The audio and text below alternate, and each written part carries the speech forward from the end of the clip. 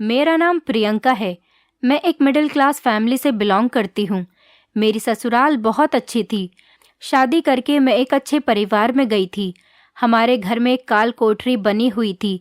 मेरी सास के मरने के बाद मेरे ससुर जी रोज रात को उस कोठरी के अंदर जाते और 2-3 घंटे के बाद ही बाहर आते थे। हमेशा उस कोठरी में ताला लगा रहता था। एक दिन आधी रात को जब मैं कोठरी की तरफ से गुजरी तो मैंने कुछ ऐसा देखा जिसे देखकर मेरे पैरों तले से जमीन निकल गई। शादी से पहले मैं एक बड़े ही सुलझे हुए परिवार में रहने वाली लड़की थी, जहां पर लड़कियों पर बड़ी बाउंडेशन लगाई जाती थी। जन्म के बाद से ही मुझे अपने पिता का बड़ा डर सहना पड़ा था। मेरे पिता मुझे पसंद नहीं करते थे, लेकिन मेरी मम्मी मुझसे बहुत प्यार किया करती थी, क्योंकि मेरे पिता को बेटा चाहिए था और मैं बेटी पैदा हो गई थी। अपनी मम्मी के लिए तो मैं उनकी सबसे लाडली बेटी थी। मैं धीरे धीरे जवान होने लगी। अपनी माँ के प्यार के साथ और अपने पिता की धुतकार के साथ साथ मैं जवान हो गई थी। मैं बहुत इंटेलिजेंट थी और पढ़ाई लिखाई में बहुत अच्छी थी। इसीलिए मेरी मम्मी मुझसे घर का कोई भी काम नहीं करवाती थी। मेरी मम्मी चाहती थी कि मैं पढ़ लिख कर डॉक्टर बनूं। एक दिन मेरे दादाजी ने मेरी मम्मी से कहा। वहाँ पर मेरे पिताजी भी बैठे हुए थे। मेरे दादाजी मेरी मम्मी से कहने लगे, सुनो बहू, प्रियंका की पढ़ाई लिखाई अब बहुत हो चुकी, अब इसे कुछ घर के काम सिखाया करो। जब शादी करके ससुराल जाएगी तो क्या मुंह दिखाएगी। किचन में ले जाकर इससे खाना बनवाया करो। यही लड़की के असल काम होते हैं। आखिर इतना ज्यादा पढ़ना लिखना किसी काम नहीं आता। लड़की को चूल्हा चौका ही करना होता है। तभी मेरे पिताजी दादाजी से कहने लगे, पिताजी आप चिंता मत करो, प्रियंका सब कुछ सीख जाएगी। अब वो घर के ही काम किया करेगी। मैं बहुत सिंपल बिहेवियर की लड़की थी। मेरे दिन इसी तरह से गुजर रहे थे। मेरी माँ अब मुझसे घर के काम करने की जिद किया करती थी, क्योंकि पिताजी भी उन पर प्रेशर बना रहे थे। लेकिन अब मुझे एक स्कूल में टीचिंग की नौकरी मिल गई थी। आस पड़ोस के लोग हमारे घर पर बधाइयाँ देने के लिए आए थे। दादाजी भी बहुत खुश हो रहे थे, क्योंकि सब लोग मेरे दादा को बधाई दे रहे थे कि आपकी पोती हमारे मोहल्ले की पहली ऐसी लड़की है जो टीचर बनी है। सच में आपकी पोती ने तो कमाल कर दिया। पहली बार मेरे दादाजी ने मेरे सर पर हाथ रखा था और मेरे पिताजी भी मुझसे बहुत खुश हुए थे। मेरे पिता ने तो मुझे अपने गले से लगा लिया था। ये सब देखकर मेरी आंखों में आंसू आ गए थे। एक दिन मेरे पिताजी मेरी मम्मी से कहने लगे, अब हमें प्रियंका की शादी के बारे में सोचना चाहिए। मेरी मम्मी कहने लगी, हाँ हाँ आप ठीक कह रहे हो। अब हमारी बेटी जवान हो गई है, अब हमें इसे किसी के घर की बहू बना देना चाहिए। मेरी मम्मी कहती थी, मैं अपनी बेटी के बिना कैसे रहूंगी। मेरी मम्मी ये सोचकर रोने लगती थी, लेकिन क्या कर सकते हैं, मैं जवान लड़की थी। एक न एक दिन तो मेरे माता पिता को मेरी शादी करनी ही थी। एक दिन शाम के टाइम पर सब लोग बैठकर चाय पी रहे थे। तभी मेरे चाचा जी भी आ गए थे। मैं अपने चाचा जी को देखकर बहुत खुश हो गई थी, क्योंकि मैं अपने चाचा की लाडली भतीजी थी। मैं अपने चाचा के लिए चाय बनाने के लिए किचन में चली गई। चाचा जी मेरे पिताजी और मम्मी से बातें कर रहे थे। उन्होंने मेरे रिश्ते के बारे में बताया। वो कहने लगे, भैया भाभी, मैं अपनी प्रियंका के लिए एक बहुत अच्छा सा रिश्ता लेकर आया हूँ। चाचा ने बताया कि उनके दोस्त का भांजा है और वो भी डॉक्टर है। दिल्ली में बहुत बड़ी कंपनी में मैनेजर की नौकरी करता है। लड़के का नाम रितेश है। लड़का बहुत हैंडसम और अच्छे नेचर का है। हमारी प्रियंका की जोड़ी उसके साथ बहुत अच्छी लगेगी और हमारी प्रियंका वहाँ पर बहुत खुश रहेगी। वो भी हमारी प्रियंका की तरह इकलौता लड़का है। अपने माता पिता के साथ रहता है। पूरी फैमिली बहुत अच्छी है और मैं लड़के वालों को बहुत अच्छी तरह से जानता हूँ। हमारी प्रियंका वहाँ पर बहुत खुश रहेगी।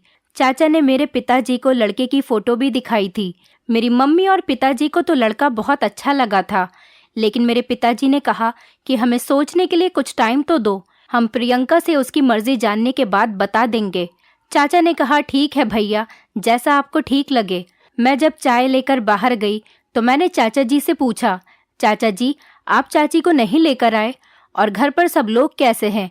चाचा ने कहा कि सब ठीक है बेटा, और तुम्हारी चाची की तबीयत ठीक नहीं है, इसीलिए वो यहाँ पर नहीं आ पाई। चाचा नाश्ता करने के बाद कहने लगे, चलिए मैं चलता हूँ, अब काफ़ी देर हो गई है, मुझे कुछ ज़रूरी काम है, मैं फिर आऊँगा। ये कहकर चाचा हमारे घर से चले गए थे।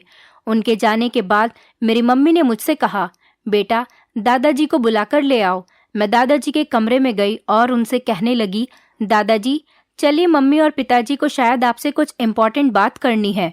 मेरे पिताजी ने दादाजी को लड़के की फोटो दिखाई। दादाजी को भी लड़का पसंद आ गया था। फिर मेरी मम्मी ने लड़के की फोटो मुझे दिखाई और पूछने लगी, बताओ बेटी कैसा लगा तुम्हें ये लड़का। लड़के की फोटो देखकर मैं भी शर्मा गई थी। लड़का अच्छा था और मुझे पसंद आ गया था। मैंने कह दिया था मुझे लड़का पसंद है। मेरा ये जवाब सुनकर सब लोग बहुत खुश हो गए थे। घर में सभी लोगों को ये रिश्ता बहुत पसंद आया था। मेरे पिताजी ने चाचा को फ़ोन करके बता दिया कि लड़का सबको पसंद आ गया है। बस एक बार वो लोग लड़के और उसकी फैमिली से मिलना चाहते हैं। और उनका कहना था कि उसके बाद रितेश और प्रियंका भी आपस में एक दूसरे से बात कर लेंगे और एक दूसरे को समझ लेंगे। मेरे घर वालों को लड़का और उसकी फैमिली काफ़ी पसंद आ गई थी। उसके बाद रितेश की और मेरी भी मीटिंग करवा दी गई थी। हम दोनों ने आपस में बातचीत करने के बाद अपनी अपनी फैमिली से हाँ बोल दिया था। हम दोनों की फैमिली ने आपस में बातचीत करके शादी की डेट भी फिक्स कर दी थी।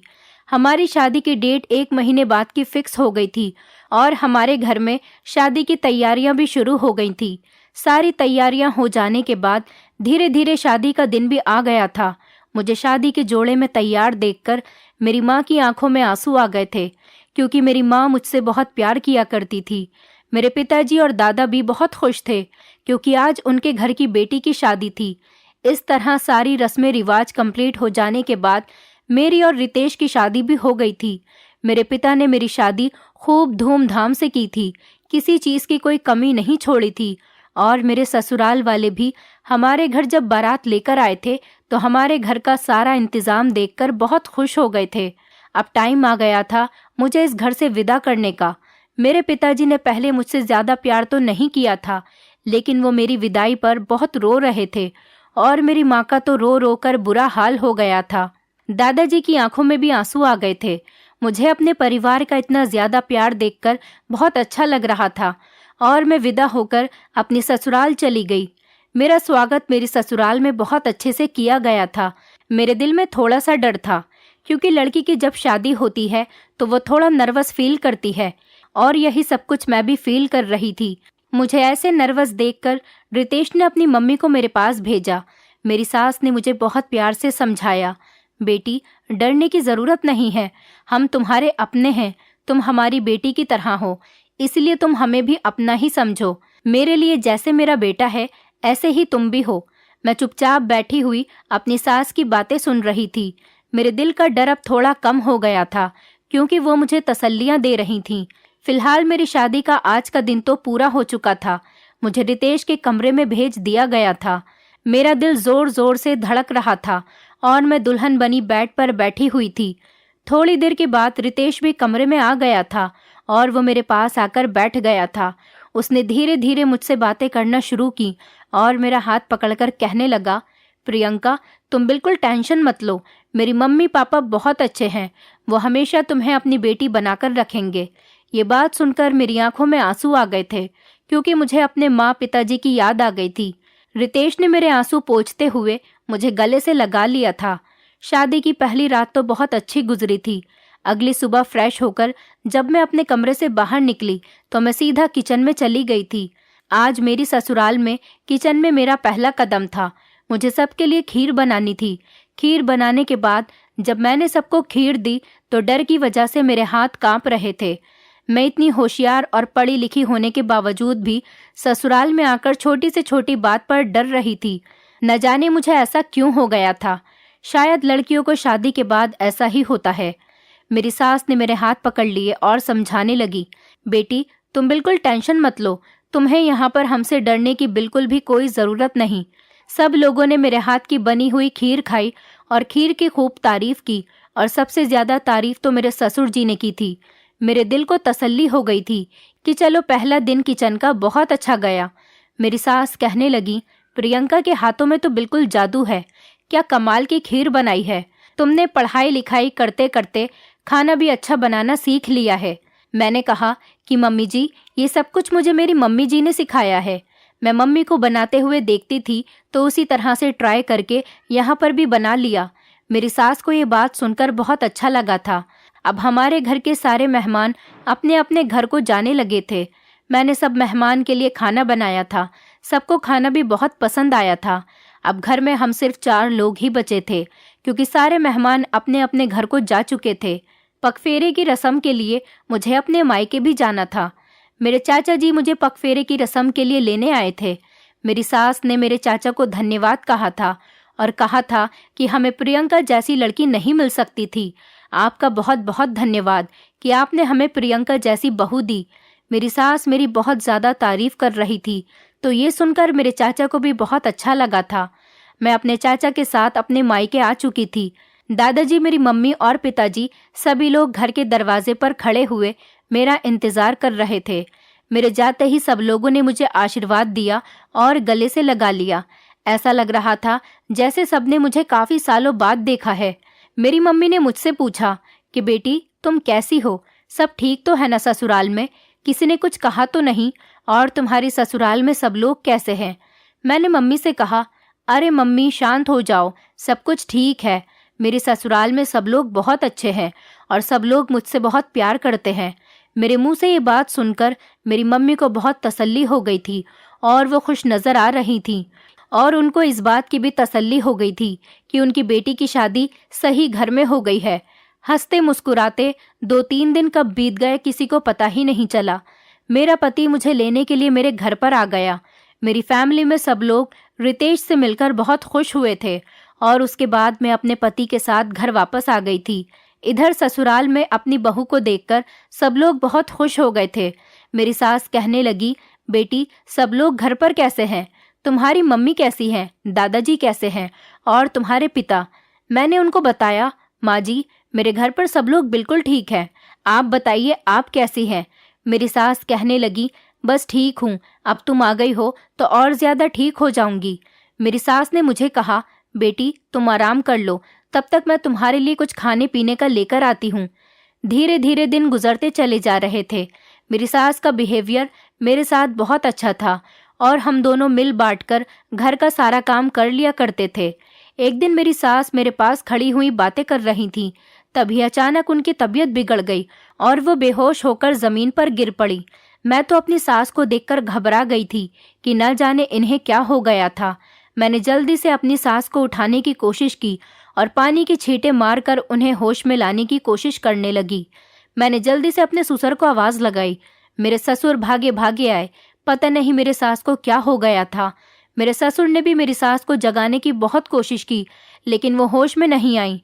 मैंने फौरन ही रितेश को कॉल करके घर पर बुला लिया। उनसे कहा कि जल्दी से जल्दी घर पर आ जाइए, मम्मी जी की तबीयत खराब हो गई है।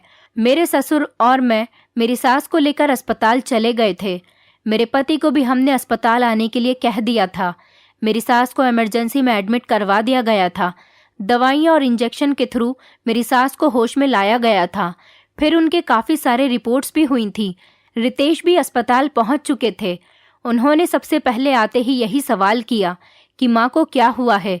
मेरे ससुर ने कहा, पता नहीं बेटा, तुम्हारी माँ को क्या हो गया है। मैंने उनको बताया कि मम्मी जी मेरे साथ खड़ी हुई बातें कर रही थीं, तभी अचानक बेहोश होकर ज़मीन पर गिर गईं।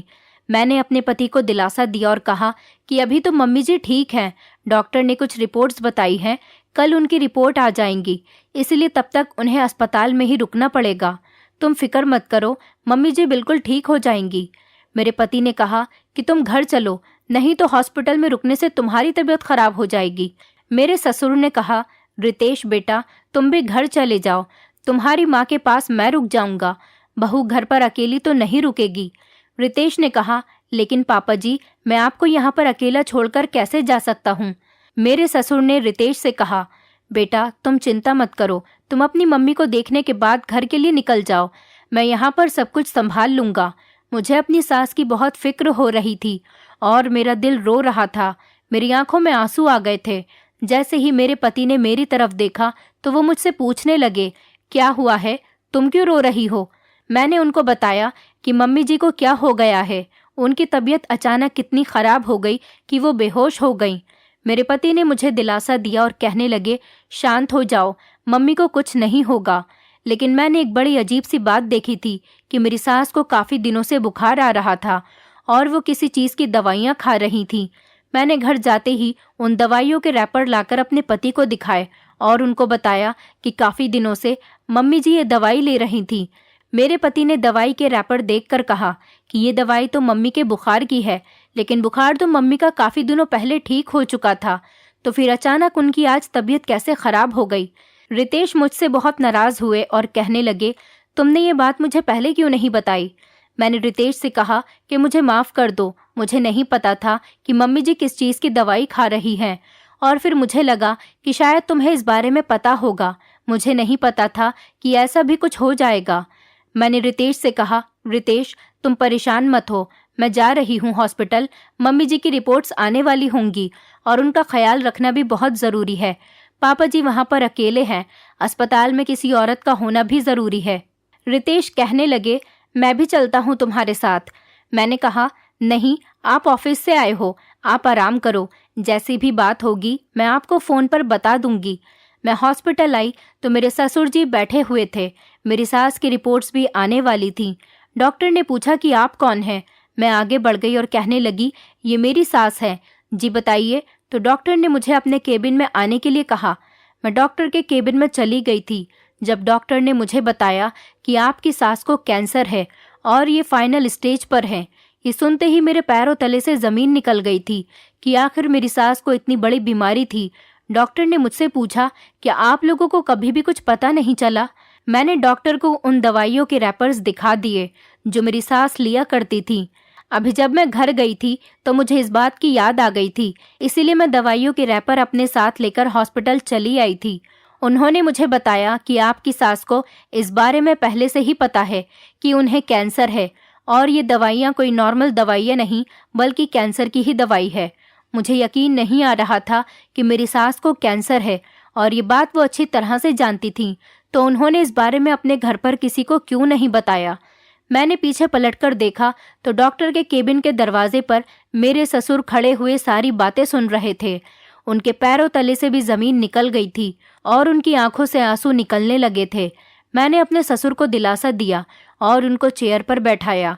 मैंने उनको समझाया कि प्लीज़ पापा जी, आप परेशान मत हो। अगर रितेश को ये बात पता चलेगी तो वो भी बहुत ज़्यादा परेशान हो जाएंगे। मम्मी जी ठीक हो जाएंगी।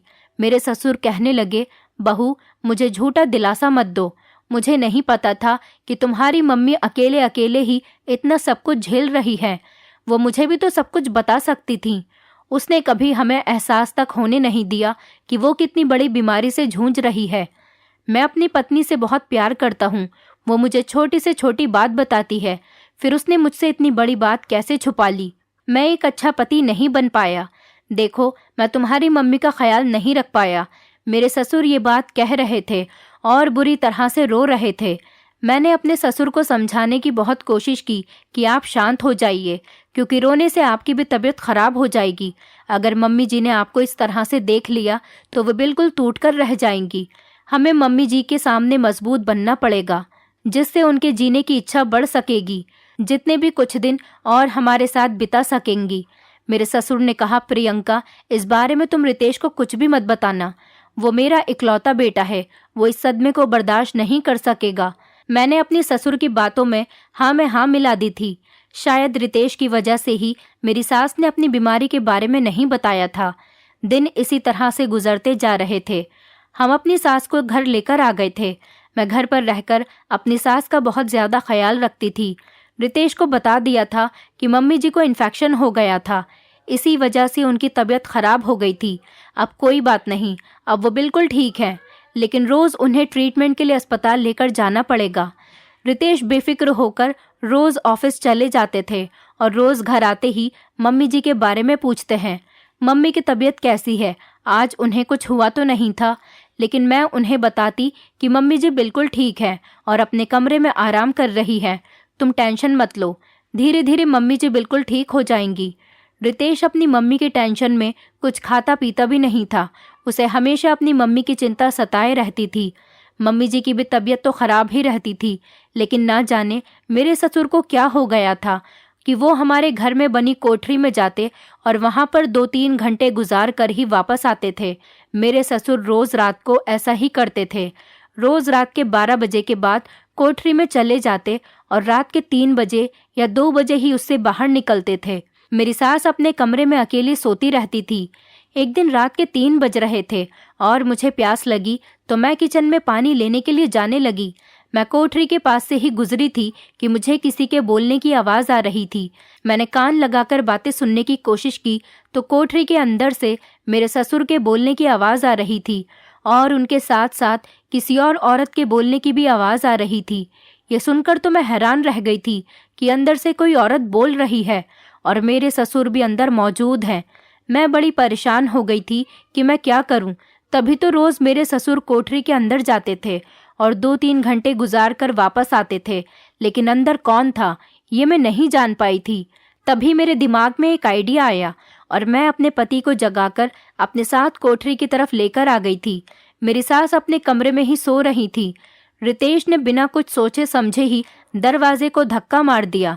दरवाज़ा धक्का मारते ही खुल गया था, लेकिन सामने का नज़ारा देखकर हमारे पैरों तले से ज़मीन निकल गई थी कि सामने कोई और नहीं बल्कि मेरे ससुर के साथ कोई औरत खड़ी हुई थी और मेरे ससुर उसके गले में हाथ डाले खड़े थे। आज मेरे ससुर की सच्चाई खुलकर सामने आ गई थी।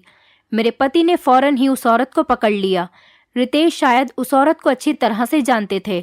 रितेश ने कोठरी से हाथ पकड़कर उस औरत को बाहर निकाल दिया।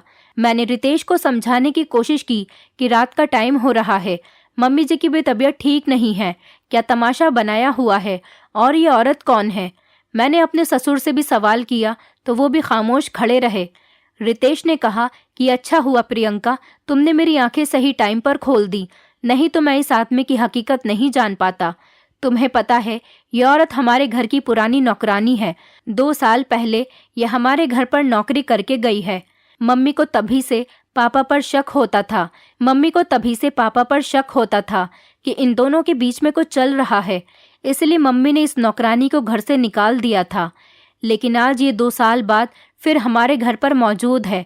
ये सुनकर तो मेरे पैरों तले से ज़मीन निकल गई थी। मेरे पति ने अपने पिता से सवाल किया कि आप भी इससे प्यार करते हैं। मेरे ससुर ने कहा कि हाँ, मैं इससे प्यार करता हूँ, क्योंकि मुझे पता है कि तुम्हारी माँ को कैंसर है और वो ज़्यादा दिन मेरे साथ नहीं रह सकती। ये बात बहुत पुरानी हो गई है, ये कोई नई बात नहीं। तुम्हारी माँ भी ये बात अच्छे से जानती है और मैं भी ये बात अच्छे से जानता हूँ कि उसको कैंसर है, इसलिए मैं उसके साथ नहीं रह सकता। ये नौकरानी है, लेकिन मैं इससे प्यार करता हूँ। ये बात सुनकर मेरे पति हैरान रह गए थे और मैं भी हैरान थी कि मेरे ससुर को जब ये बात पहले से ही पता थी तो वो उस दिन हॉस्पिटल में रोने का नाटक क्यों कर रहे थे। मेरे ससुर ने बताया कि वो अपनी बीमार पत्नी के साथ नहीं रहना चाहते। इतनी बातें ही हो रही थी कि पीछे ये सब खड़ी हुई मेरी सास सुन रही थी, जो अचानक से बेहोश होकर गिर गईं। हम लोग फौरन उन्हें अस्पताल लेकर गए। अस्पताल में उन्हें मृत घोषित कर दिया गया था। तभी मेरे पति ने मेरे मुंह पर थप्पड़ मार दिया और वो कहने लगे कि तुम्हें ये बात पता थी तो फिर तुमने मुझे क्यों नहीं बताई कि मेरी मम्मी को कैंसर है। इतने दिनों से तुम मुझसे ये बात छुपाती आ रही हो। प्रियंका, तुमने मुझे क्यों नहीं बताया इस बारे में। मैंने अपने पति से माफ़ी मांगी और कहा कि मुझे पापा जी ने ही मना किया था कि आपको कुछ नहीं बताना। अगर आपको इस बारे में पता चल गया तो आप ये सदमा बर्दाश्त नहीं करोगे। ये सुनकर मेरे पति ने कहा कि पागल लड़की, तुम्हें नहीं पता कि ये सब कुछ मेरे पापा की चाल थी, क्योंकि वो तो खुद जल्द से जल्द चाहते थे कि मेरी मम्मी मर जाएं और उनका रास्ता साफ हो जाए ताकि वो नौकरानी से शादी कर सकें। अगर तुम मुझे मम्मी की बीमारी के बारे में बता देती तो मैं अपनी मम्मी को बचाने की हर कोशिश से गुजर जाता। मुझे अपनी गलती पर बहुत पछतावा हो रहा था। मैंने रो रो कर अपने पति से माफ़ी मांगी थी। आखिर मेरे पति के साथ भी बुरा हुआ था, क्योंकि उनकी मम्मी इस दुनिया से छोड़कर उनको चली गई थी और उनके पापा ने नौकरानी से शादी कर ली थी और इस सब में बेवकूफ़ मैं बन रही थी। मुझे नहीं पता था कि मेरे ससुर इतना बड़ा नाटक कर रहे थे और कोठरी में छुपकर रोज़ रात को नौकरानी से मिला करते थे। मुझे तो लगता था कि शायद वो कोठरी के अंदर किसी काम के लिए जाते होंगे। वो तो अच्छा था कि अचानक मैं कोठरी के आगे से गुजर रही थी तो मुझे किसी के बोलने की आवाज़ आने लगी। मौके पर ही जब मैंने अपने पति को बुला लिया तो ये सारी सच्चाई खुलकर सामने आ गई थी। नहीं तो ये सच्चाई हमेशा दबी की दबी ही रह जाती। और अगर मेरी सास की बीमारी वाली बात रितेश को पता चल जाती तो वो अपनी मम्मी का इलाज भी करवा सकते थे, जिससे उनकी माँ को कुछ दिन की जिंदगी और मिल सकती थी। शायद मेरी सास की जिंदगी इतनी ही लिखी हुई थी। फिलहाल मेरे ससुर तो हमारे घर को छोड़कर नौकरानी के साथ शादी कर चुके थे। मेरे पति से भी माफी मांग ली थी और मम्मी जी के घर से जाने के बाद घर में बहुत सुनसान सी हो गई थी। घर का माहौल बिल्कुल अलग हो गया था। मुझे उम्मीद है कि धीरे धीरे मेरे पति का मूड मेरी तरफ से बिल्कुल ठीक हो जाएगा। लेकिन एक तरफ मेरे ससुर ने अपनी पत्नी और अपने बेटे के साथ बहुत बुरा किया था। दोस्तों, उम्मीद करती हूँ आपको हमारी कहानी पसंद आई होगी। कहानी पसंद आई है तो वीडियो को लाइक करें, चैनल पर नए हैं तो चैनल को सब्सक्राइब करें और हाँ, नोटिफिकेशन बेल को ज़रूर दबाएं ताकि अगली अपडेट सबसे पहले आपको मिले।